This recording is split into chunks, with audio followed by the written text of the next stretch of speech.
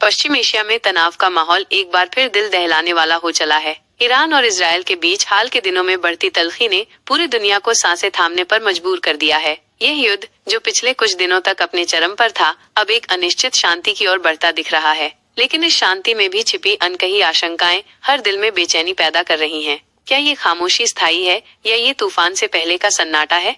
युद्ध की आग और सीज फायर की उम्मीद।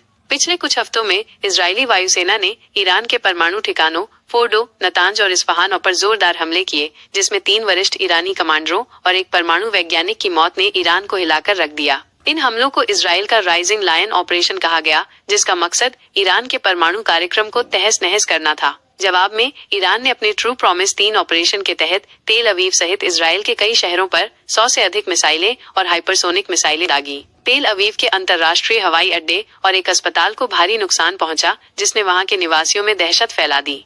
इस रक्तरंजित संघर्ष के बीच अमेरिकी राष्ट्रपति डोनाल्ड ट्रंप ने 24 जून 2025 को ईरान और इजरायल के बीच सीज फायर की घोषणा की, जिसे दोनों देशों ने कथित तौर पर स्वीकार कर लिया। ये खबर सुनकर विश्व भर में राहत की सांस ली गई, लेकिन ईरान ने दावा किया कि उसे इस सीज फायर की आधिकारिक जानकारी नहीं मिली, जिसने स्थिति को फिर से रहस्यमय और तनावपूर्ण बना दिया। ट्रंप ने इजरायली प्रधानमंत्री बेंजामिन नेतन्याहू से सख्त लहजे में बात की और ईरान की ओर उड़ रहे लड़ाकू विमानों को वापस बुलाने को कहा, जिसने इस युद्ध विराम को संभव बनाया। फिर भी ये शांति कितनी नाजुक है, ये कोई नहीं जानता। हर पल एक नई आशंका को जन्म दे रहा है।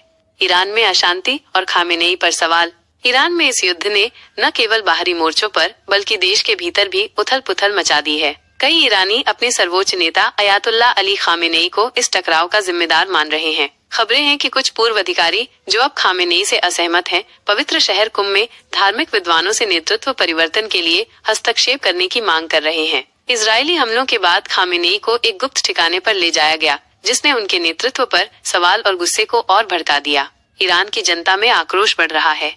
सोशल मीडिया पर विरोध प्रदर्शन की खबरें सामने आई हैं, जहां पुलिस और जनता के बीच तनाव की स्थिति बताई जा रही है। एक तेल निर्यातक देश जो कभी समृद्धि का प्रतीक था, आज आर्थिक संकट और युद्ध की मार से जूझ रहा है। हार्वर्ड यूनिवर्सिटी की प्रोफेसर लीना खातिब के अनुसार यह स्थिति ईरानी शासन के लिए अंत की शुरुआत जैसी दिख रही है। यह अनिश्चितता और गुस्सा ईरान के भविष्य को और धुंधला बना रहा है।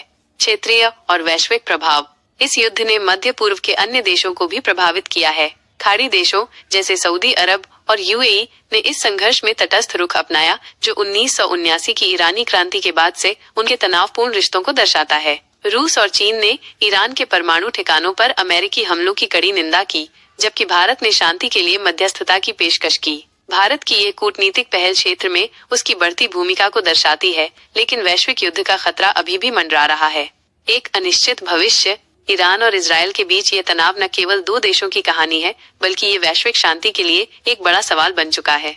सीज फायर के बावजूद दोनों पक्षों के बीच अविश्वास की खाई गहरी है। ईरान ने अपने परमाणु कार्यक्रम को बंद करने से इनकार किया है, जबकि इजरायल और अमेरिका इसे रोकने के लिए किसी भी हद तक जाने को तैयार दिखते हैं। अंतर्राष्ट्रीय परमाणु ऊर्जा एजेंसी IAEA ने स्थिति पर चिंता जताते हुए आपात बैठक बुलाई है, जो इस संकट की गंभीरता को दर्शाता है।